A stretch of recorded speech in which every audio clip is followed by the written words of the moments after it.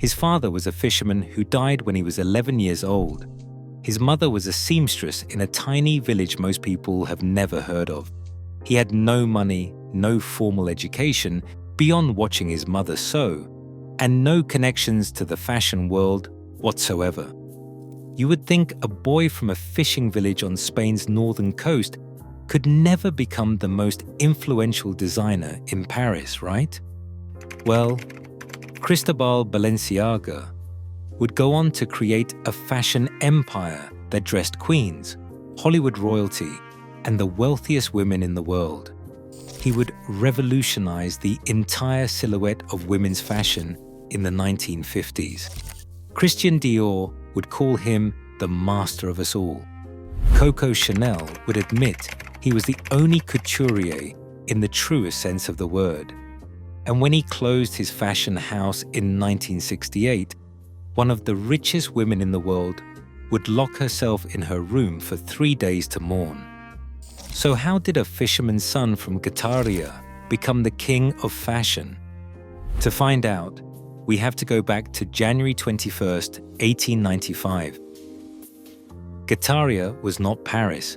It was not even Madrid or Barcelona.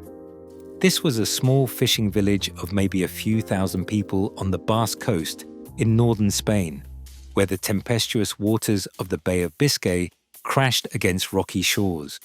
The men went out on boats. The women made do with what they had. And young Cristobal Balenciaga, born into this working-class world, would spend his childhood surrounded by the smell of salt water and the sound of his mother's sewing machine. His father, José Balenciaga Basurto, was a mariner, a fisherman who captained a small vessel. His mother, Martina Eizaguirre Embil, worked as a seamstress to supplement the family's income.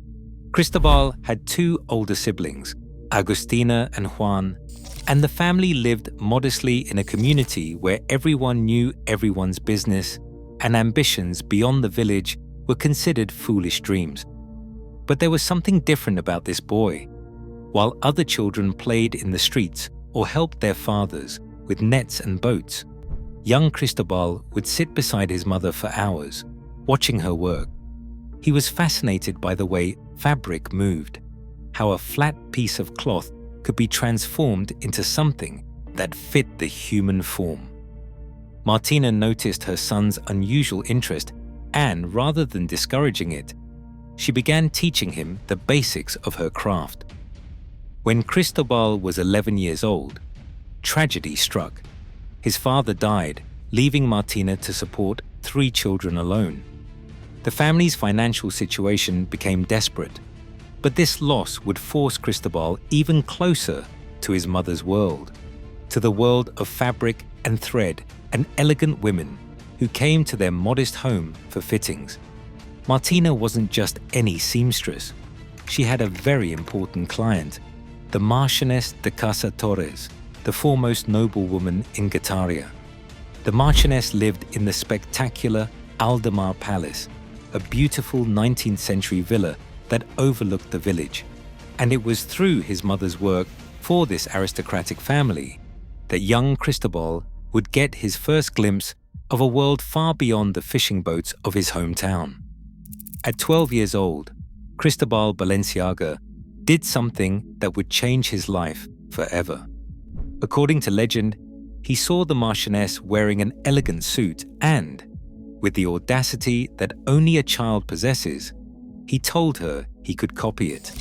The Marchioness was intrigued by this bold young boy from a seamstress family and asked him why he thought he could accomplish such a thing.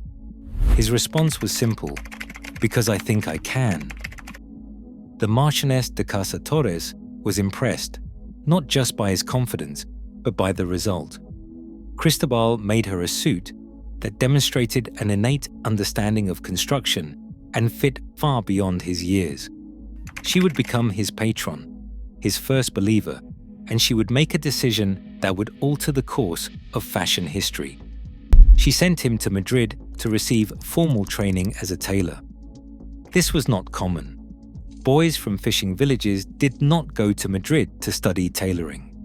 But the Marchioness saw something in Cristobal that others had missed.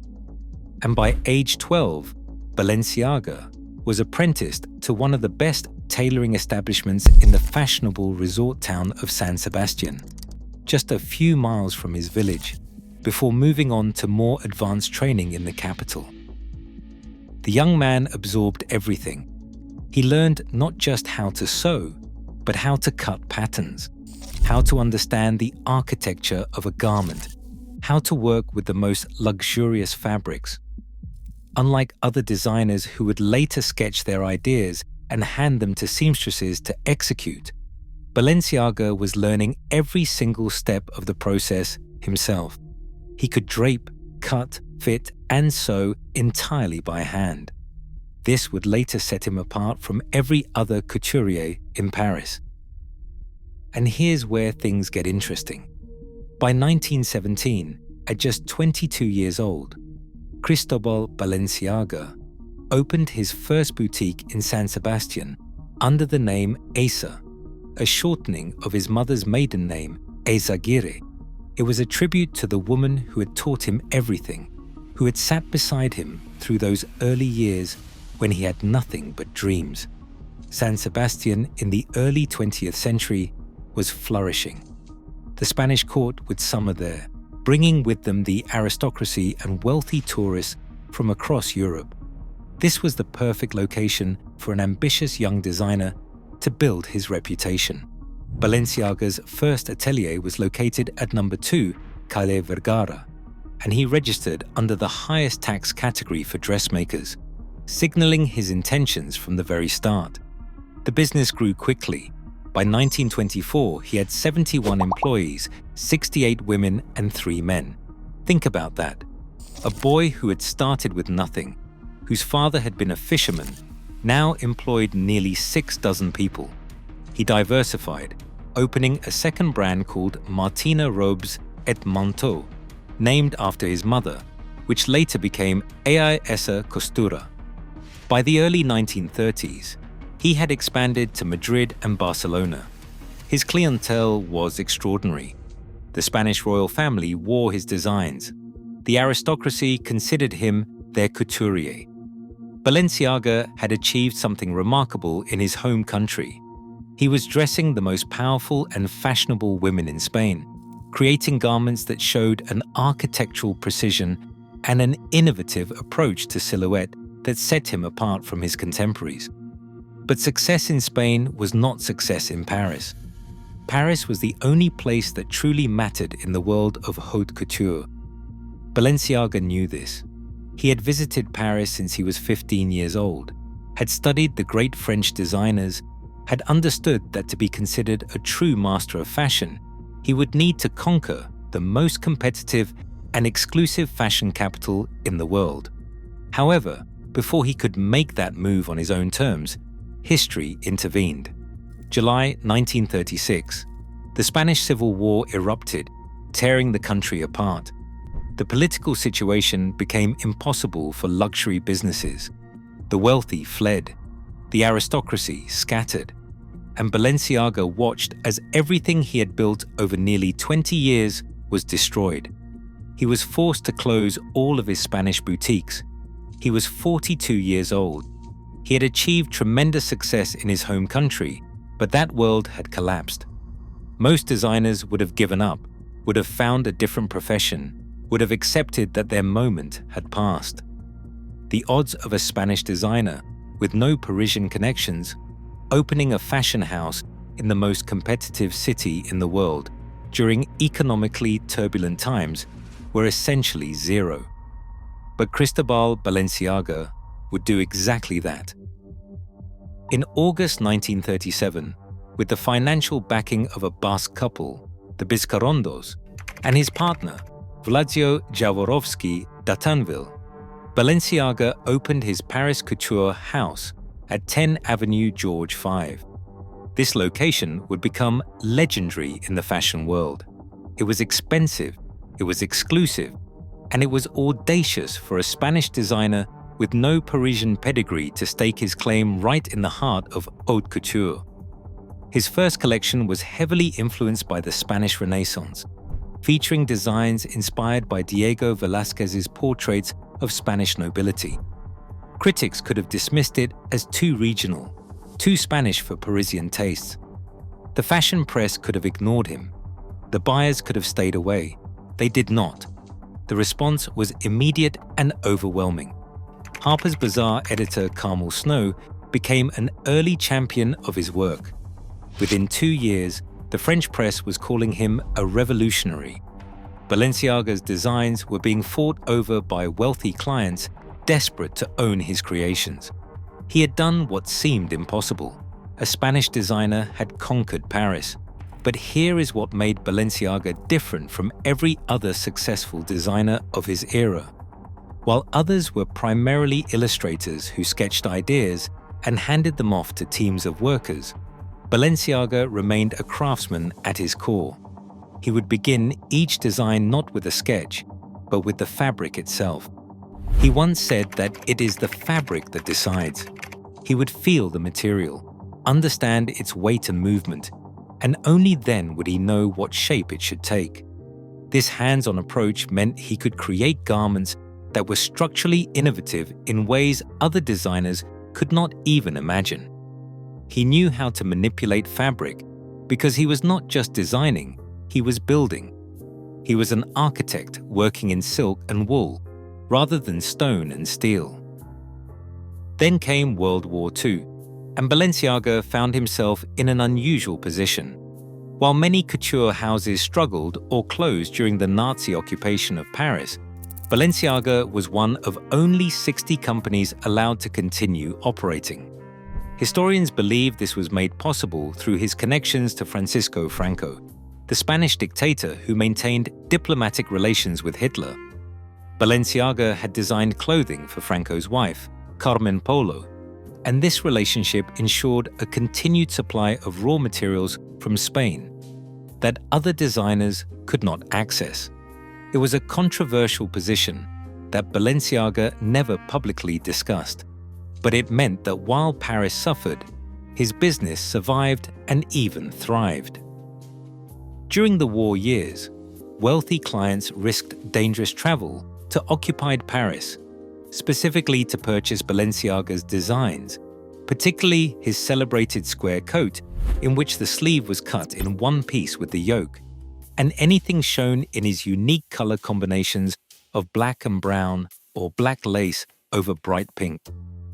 Think about what this says about the power of his work. Women were literally risking their lives, navigating war-torn Europe, crossing borders controlled by Nazi forces, just to own a Balenciaga creation. This was not about fashion as frivolity. This was about fashion as a form of resistance, as a way of maintaining dignity and beauty in a world that had descended into horror. And Balenciaga was creating pieces that women felt were worth that risk. Yet this success came at a personal cost that few knew about. Balenciaga was an intensely private man who kept his personal life completely separate from his professional world. He was gay at a time when this had to be hidden, and his partner, Vladzio Jaworowski d'Atanville, was not just his lover, but also his business partner and the head milliner for the house. Vladzio was a Franco-Polish aristocrat, elegant and refined, who helped finance Balenciaga's Parisian venture and became an essential part of the creative vision. They lived together openly in Spain, where everyone in Guetaria knew but no one spoke of it. In Paris, they were more discreet, but those close to them understood the depth of their relationship. Elisa Erquiaga, one of Balenciaga's dressmakers, would later say of Vladzio that he was very handsome and well-educated, and we all knew, but nobody spoke about it in the studio. On December 14, 1948, Vladzio d'Atanville died suddenly of a stomach ulcer in Madrid. The news devastated Balenciaga so completely that he considered closing his fashion house and entering a monastery. His grief was overwhelming. Christian Dior, who was both his rival and his friend, had to personally persuade him not to give up. Instead of closing, Balenciaga channeled his sorrow into his work in a way that would change fashion forever. His next collection featured predominantly black designs. It was his mourning imposed upon the fashion world. As fashion historian Miran Arzaluz would later write, he imposed the mourning for his boyfriend on all the elegant women of his age. This act helped redefine black as the ultimate symbol of chic in high fashion. Before this, black had been associated primarily with mourning and service uniforms. After Balenciaga's all-black collection of 1948, it became the epitome of sophisticated elegance. He had transformed his personal grief into a cultural shift. And rather than retreating, Balenciaga would spend the 1950s and the 1960s creating some of the most innovative designs in the history of fashion. But he would have to do it while competing against the biggest phenomenon to hit Paris since before the war. February 12, 1947. Christian Dior presented his first collection, which would immediately be dubbed the New Look by Carmel Snow. With its cinched waist, padded hips, and full skirts that used yards and yards of fabric, it was a dramatic rejection of the austere, practical clothing of the war years. Women went crazy for it. The fashion press declared it revolutionary. And almost overnight, Christian Dior became the most famous designer in the world. For Balenciaga, this was both a professional rivalry and a personal blow. He had been building his reputation in Paris for a decade. He had survived the war. He had established himself as a master craftsman. And then, this younger designer came along and captured the world's attention with a silhouette that Balenciaga fundamentally disagreed with. You see, while Christian Dior was creating the new look with its emphasis on an hourglass figure, Balenciaga was moving in completely the opposite direction. He didn't believe in constraining women's bodies to fit an ideal shape. He wanted to free women from the waist, from the corset, from the very idea that clothing should emphasize curves. In 1951, he transformed the silhouette by broadening shoulders and removing the waist. In 1953, he introduced the balloon jacket, an elegant sphere that encased the upper body. In 1955, he designed the tunic dress. In 1957, he shocked the entire fashion world with the sack dress, a straight shift that completely eliminated the waist at a time when Christian Dior's hourglass shapes still dominated. The initial reaction was hostile. Fashion editors called it unflattering. Women who had been trained to emphasize their curves did not understand how to wear something so architectural.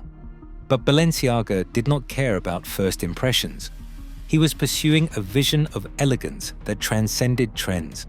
Here is one striking example of Balenciaga's independence. In 1957, he made a decision that enraged the fashion press and the Chambre syndicale de la haute couture parisienne, the governing body of Parisian fashion. The standard practice was for designers to show their collections to the press 4 weeks before the garments shipped to stores. That gave fashion magazines time to photograph and write about the designs, creating publicity. It also meant that cheaper manufacturers had a full month to copy Balenciaga's innovations and flood the market with knockoffs before his clients received their orders. So Balenciaga decided to show his collection to the press only 1 day before shipping to stores. That made it nearly impossible for the press to cover his work, and it seriously damaged his relationship with fashion magazines. The fashion press rebelled. They complained. They threatened. But Balenciaga stood firm. Hubert de Givenchy, his protégé, was the only other designer who sided with him against both the press and the official fashion establishment. It was an incredible act of defiance that showed Balenciaga valued the integrity of his designs over publicity and industry approval. The baby doll dress of 1958 continued his theme of abstracting the body, with a trapeze-like shape that skimmed the waist entirely. His cocoon coat wrapped women in sculptural forms. His balloon skirts created volume in unexpected places. He was fundamentally rethinking what women's clothing could be. These silhouettes looked modern and new, sometimes puzzling, always intentional. His technical innovations went far beyond silhouette. Balenciaga invented entirely new construction techniques that changed how garments were made. His one-seam coat, which he called the yoki coat, featured a front and back that included the sleeves in their pattern pieces, similar to the construction of a Japanese kimono. That meant the entire coat could be constructed with minimal seaming, creating a fluid, architectural form unprecedented in Western fashion. He developed his signature semi-fitted look in 1952, tailored at the front but full and billowing at the back. This asymmetrical approach to volume was radical. Fashion had long favored symmetry and balanced proportions. Balenciaga threw that out and created garments that looked sculptural from one angle and fluid from another.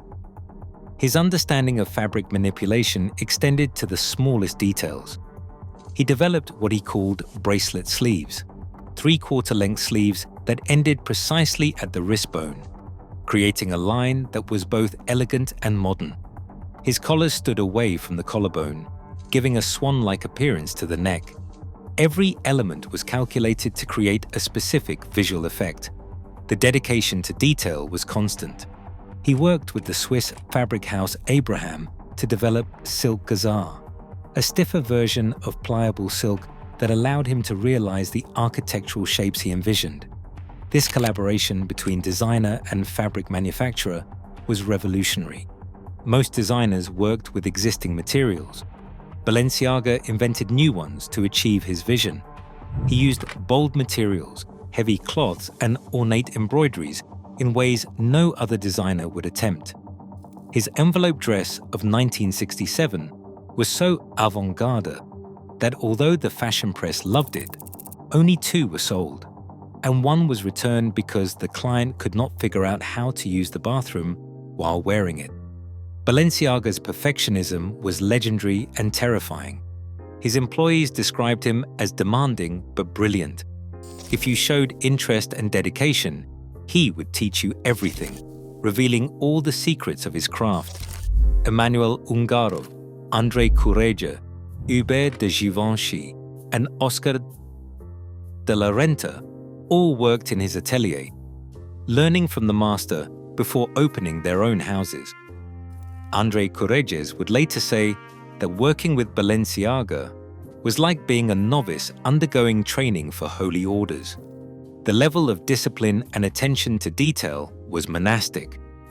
Carmen Carices, who executed the wedding dress for Queen Fabiola of Belgium, said if you showed interest, he would go to great lengths and show you all the secrets. Balenciaga knew that some of his workers would eventually start their own businesses, and he made sure they would be thoroughly prepared. He was not just building a fashion house, he was building a school, creating a legacy that would extend far beyond his own lifetime. His client list read like a who's who of international glamour: Ava Gardner, Grace Kelly, Audrey Hepburn, Jackie Kennedy, Elizabeth Taylor, Marlene Dietrich, the Duchess of Windsor, Gloria Guinness, Mona von Bismarck, the most stylish women in the world, wore Balenciaga. These were not women who followed trends. They were women who understood that Balenciaga was creating something that transcended fashion. He was creating art. Mona von Bismarck, one of the wealthiest women in the world, commissioned everything from ball gowns to gardening shorts from Balenciaga. For 20 years, she wore nothing but his designs. When people asked her why she was so devoted to one designer, she understood that Balenciaga was not just dressing her body, he was understanding her entire aesthetic philosophy and translating it into cloth. Jackie Kennedy's shopping habit with Balenciaga caused actual arguments with her husband, President John F. Kennedy, who worried that the American public would find her purchases too extravagant. She did not care, neither did her father-in-law, Joseph P. Kennedy, who reportedly paid her bills. In 1960, Balenciaga designed the wedding dress for Queen Fabiola of Belgium when she married King Baudouin I. This was the granddaughter of the Marchioness de Casa Torres, the woman who had believed in a 12-year-old boy from a fishing village and sent him to Madrid for training. The dress featured more than 10,000 pearls and used 20 spools of silver thread. And according to legend, Balenciaga completely remade the gown just 2 days before the wedding because he was not satisfied with the fit. This was who he was: uncompromising, perfectionist, devoted to his craft above everything else. But Balenciaga's obsessive privacy and his refusal to court the press created an almost mythical aura around him. He gave only one full interview in his entire 5-decade career. He never appeared at the end of his fashion shows to take a bow. He refused dinner invitations, even from clients like the Duchess of Windsor. Some journalists suspected he did not even exist, that Balenciaga was just a brand name created by a collective of designers. His reclusiveness was so complete that it became part of his legend, and this privacy extended to a painful personal relationship. Balenciaga had once been friends with Coco Chanel, another designer who understood the importance of architectural construction in clothing. But in 1967, Chanel gave an interview to fashion journalist John Fairchild, where she publicly outed Balenciaga as homosexual and claimed that his distaste for women was the reason for his voluminous designs, saying he simply did not know how to work with the female form. Hubert de Givenchy later recounted meeting Balenciaga for lunch after the article was published. He found his mentor with his partner, Ramon Esparza, who had read him the article. Balenciaga cried. Then, with characteristic dignity, he carefully packed up nearly every gift Chanel had ever given him and returned them, all wrapped by a secretary. They never spoke again, though Balenciaga did attend Chanel's funeral in 1971. However, by the mid-1960s, the world of fashion was changing in ways that Cristobal Balenciaga found increasingly difficult to accept. The youth movement was taking over. Mini skirts, plastic, mod fashion from London, Mary Quant, represented a completely different aesthetic philosophy. Fashion was becoming about accessibility and youth culture, rather than timeless elegance and architectural precision. The business environment was changing too. French taxes had become punishingly high, consuming most of the profits from haute couture. American buyers, who had represented nearly 70% of Balenciaga's clientele, were purchasing less French fashion because of political tensions with France's president Charles de Gaulle. The economics of haute couture were becoming impossible. And there was something else. Balenciaga had spent his entire life in pursuit of perfection, creating garments for women who appreciated artistry and craftsmanship. But he looked around at the fashion landscape of the late 1960s and felt he no longer had anyone to dress. The women who understood what he was doing were aging out of fashion's spotlight. The younger generation wanted something entirely different. Maynard, 1968. In a move that shocked even his own employees, Cristobal Balenciaga announced that he was closing his fashion house. His explanation was brief and characteristically blunt. High fashion is mortally wounded. The news devastated the fashion world. Diana Vreeland, the legendary editor of Vogue, was staying with Mona von Bismarck in her villa in Capri when they heard the announcement on the radio. Mona, who had worn Balenciaga exclusively for 2 decades, who had even ordered her gardening clothes from him, was so distraught that she locked herself in her bedroom for 3 days. Balenciaga retired to Spain, to a house in Altea on the eastern coast, where he spent his days painting and enjoying simple pleasures with a small circle of friends. The intensity that had driven him for 5 decades finally eased. He had given everything to his craft, and now, at 73, He was done. Actually, there had been one final professional project before his retirement. In 1968, just before closing his fashion house, Air France invited Balenciaga to design uniforms for their flight attendants. This was the only time in his career that he designed ready-to-wear clothing for mass production rather than individual haute couture pieces. But even in this commercial project, Balenciaga's perfectionism could not be compromised. While other designers might create a few standard sizes and let the airline adapt them, Balenciaga insisted on individual fittings for each of the 1,300 flight attendants. He created sleek aeronautical designs featuring matching skirt suits with high-waist navy jackets, flat pockets, and logo-embroidered riding hats. The uniforms would remain in use until the mid-1970s, serving as a reminder of his approach to design even in the most practical applications. There would be one more final commission. In 1972, 4 years after his retirement, Carmen Franco y Polo approached him. She was the daughter of one of his longtime clients, the granddaughter of Francisco Franco, the Spanish dictator. Her daughter, Carmen Martinez Bourdieu, was getting married, and she wanted Balenciaga to design the wedding dress. He accepted. On March 8, 1972, the wedding was televised across Spain. Balenciaga's final creation was a masterwork, a wedding dress that reminded the world of what they had lost when he retired. 15 days later, on March 23, 1972, Cristobal Balenciaga suffered a sudden heart attack while vacationing at a parador in Javea. He died the same day. He was 77 years old. Women's Wear Daily ran the headline, "The King is Dead." No one in the fashion world had any doubt about whom they were referring to. Balenciaga had achieved something that seemed completely impossible when he was born in that fishing village in 1895. He had proven that you did not need connections or wealth or even formal education to revolutionize an entire art form. What you needed was an uncompromising vision, a willingness to master every aspect of your craft, and the courage to pursue perfection even when the world did not understand what you were doing.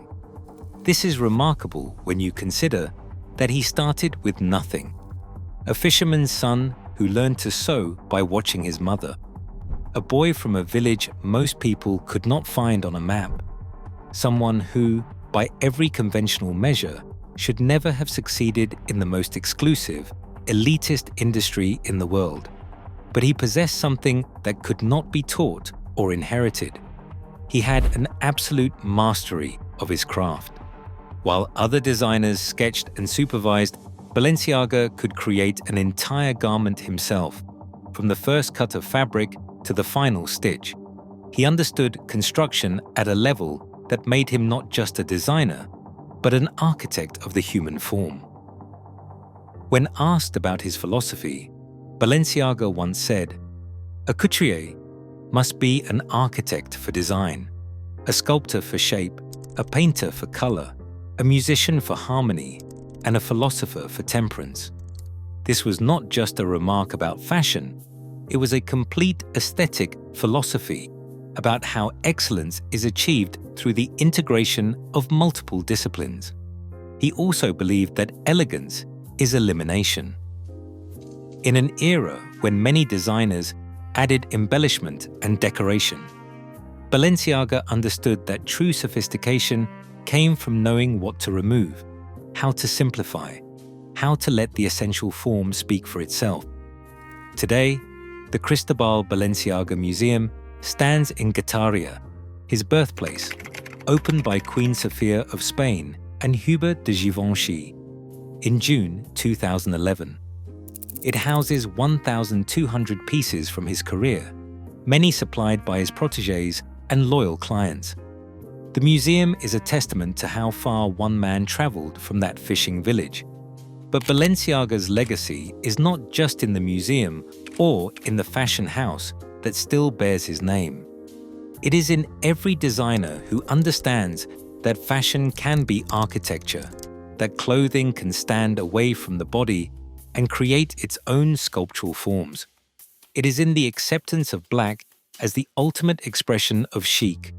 It is in the understanding that a truly great designer must master every aspect of their craft, not just sketch ideas for others to execute. Rei Kawakubo of Comme des Garçons, Phoebe Philo, J.W. Anderson, and countless other contemporary designers trace their approach to form and structure directly back to Balenciaga's innovations. When Nicolas Ghesquiere revived the Balenciaga brand in 1997, and later when Demna Gvasalia took over in 2015, they both understood that the key to honoring Balenciaga's legacy was not to copy his designs, but to embody his philosophy of radical innovation. Christian Dior called him the master of us all, acknowledging that haute couture was like an orchestra with Balenciaga as the conductor. Coco Chanel, despite their eventual falling out, still admitted he was the only couturier in the truest sense of the word. Only he is capable of cutting material, assembling a creation, and sewing it by hand. The others are simply fashion designers. Norman Norell, the American designer, said it best. The three greatest dressmakers of the 20th century were Vianney, Chanel, and Balenciaga, not necessarily in that order. Oscar de la Renta, who had worked in Balenciaga's atelier, remarked, "We have nobody to replace him." Halston declared that Balenciaga was the only designer he could think of who never did anything in bad taste, and that he was the hero to every serious designer. He took fashion to an art plane it had never reached before, and Halston believed it would never reach that level again. When you look at Balenciaga's journey, you realize he proved something profound about excellence and achievement. He showed that mastery of craft can overcome any disadvantage of birth or circumstance.